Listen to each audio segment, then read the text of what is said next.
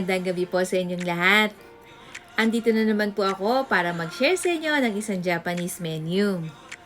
Ito po ay karaniwang sa restaurant namin kinakain. Request ng anak ko, kaya lang po hindi kami po pwedeng pumunta sa restaurant. Kaya po naisip ko pagbigyan ng kanyang kahilingan at dito po namin sa bahay gagawin ngayon. Tara po, ipakikita ko na po sa inyo kung paano ko po ito iniluluto. Pero bago po yun, isa pong pakiusap, kung kayo po ay bago dito sa aking channel, please don't forget to subscribe. Pakiclick na po yung bell, yung all na po, para po lagi kayong updated and notified sa mga bagong video uploads ko. Paki-like and share na rin po ng mga video. At huwag niyo pong kalilimutang mag-iwan ng comment. Baka po meron kayong request or suggestion, nandyan po ang comment section. Simulan na po natin sa paggawa ng butter. Nandito na po sa bowl ang lahat ng ingredients. Ang cake flour, baking powder, salt, at pepper. Paghahalu-haluin lang po natin muna ang mga dry ingredients bago po natin ilalagay ang cold water. Haluin po natin itong maigi at iset aside lang po muna natin. Kailangan po 30 minutes bago tayo magluto naka-ready na po yung ating butter.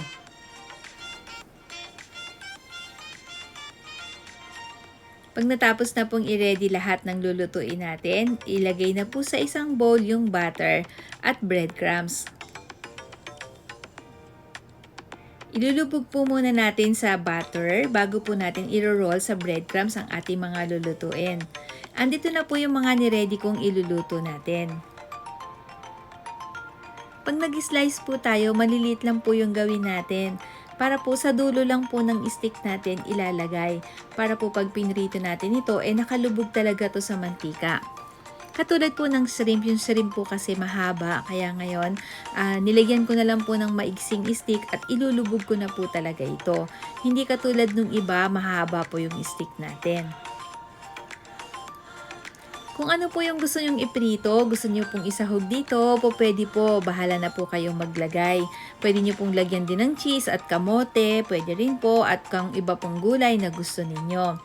Kayo na po ang bahalang magdagdag ng iba pang idea. Lagyan na po natin ng mantika ang kalderong gagamitin natin na pagpiprituhan. At habang pinaiinit ang mantika, pakita ko po sa inyo ang litrato ng kami ay kumain dito sa restaurant na ito. Ganito po yung lutoang ginagamit nila sa restaurant. Nasa center po ng table. Parang yakiniku din po, nasa gitna po yung paglulutuan. Kayo po yung pipili nung lulutuin ninyo at kayo rin po ang magluluto. Kaya po enjoy na bonding din. Kaya gustong-gusto rin ng anak kong kumakain kami dito sa restaurant na ito kasi siya yung magpiprito ng sarili niyang kakainin. At ngayon po, mainit na yung mantika. Magsisimula na po ako magprito. Lulubog po muna natin dun sa butter na ginawa natin kanina at saka po natin i-roll sa breadcrumbs.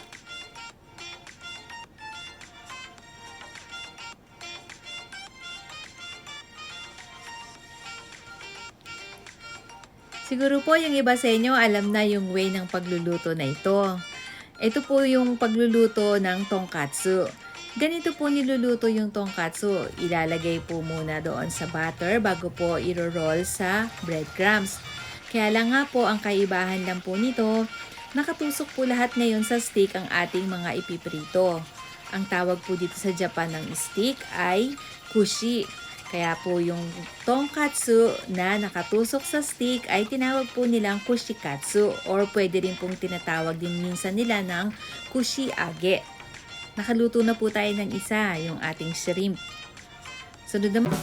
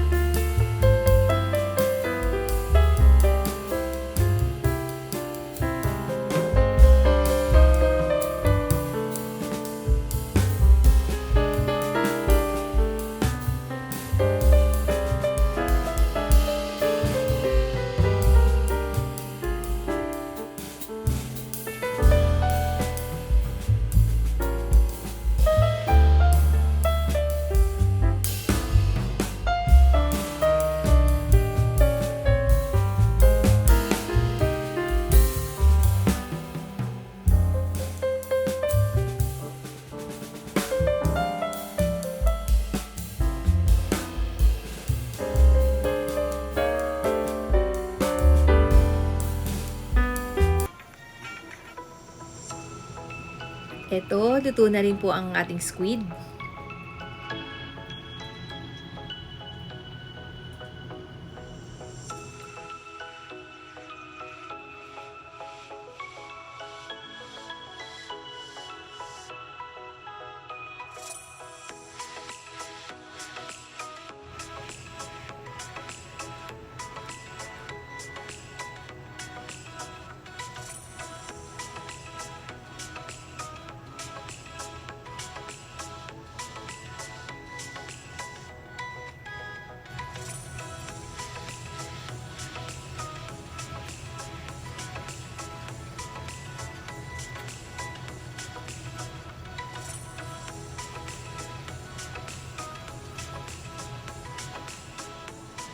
Ayan po, luto na rin po yung beef.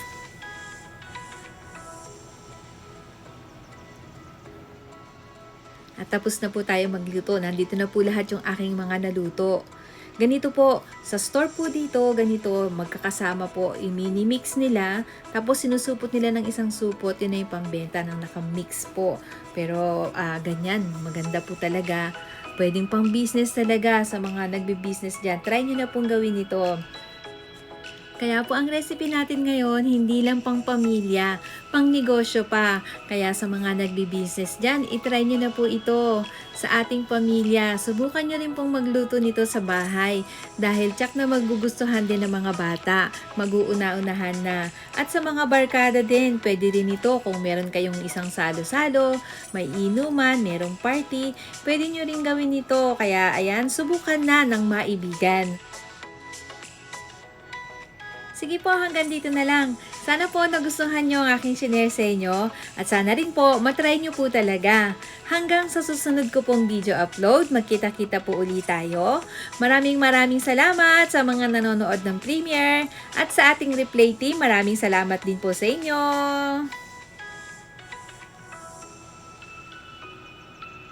Sarap talaga. Bye-bye!